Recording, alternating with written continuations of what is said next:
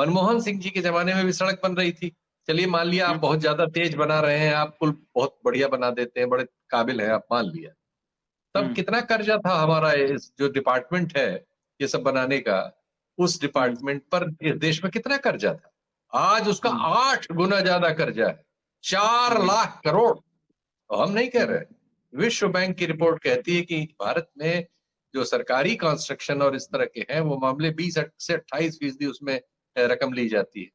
UP वगैरह में मैं जगह जगह सुनता रहता हूं। अब हर चीज को हम सबूत में पेश नहीं कर सकते, लेकिन किसी से भी पूछ लीजिए सब बता देंगे 35 40% रिश्वत है। और इसीलिए आप देख रहे हैं सड़कें बनती हैं, अगले साल खंडहर हो जाती हैं, पुल बनते हैं 2-3 साल में ढह जाते हैं। मुगलों के जमाने के पुल अभी हैं जिंदा, कई जगह कई शहरों में मिलते हैं, वो बताते हैं लोग साहब ये फलाने ने बनवाया था। अंग्रेजों के जमाने के तो अनगिनत पुल और पुलिया इस देश में अभी तक चल रहे हैं। और ये लोग जो हमारे 4-4 लाख करोड़ जिन्होंने कर्ज कर दिया है, वो पीठ ठोक रहे हैं हमने बहुत सड़क बना दी। अबे कर्जा कितना कर दिया, ये तो हमें आपको भरते भरते पसीना निकल जाना है।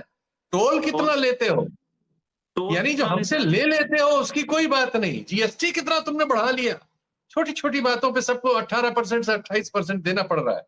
अब तो आंकड़ा है कि कारपोरेट अब हमारे देश में टैक्स ज्यादा नहीं देते, गरीब आदमी ज्यादा देता है जीएसटी से ज्यादा, जिसको खाने को नहीं।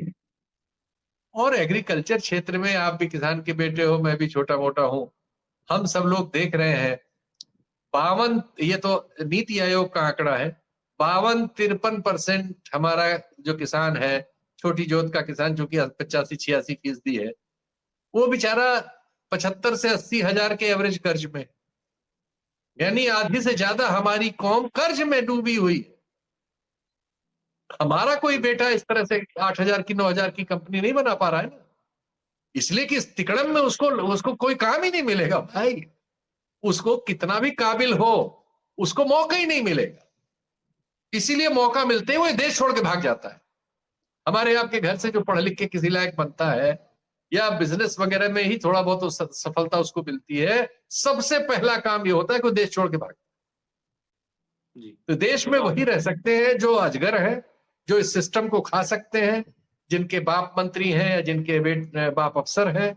ये देश या नेता है, ये देश अब इन्हीं लोगों के हाथ है, बाकी सब माया है।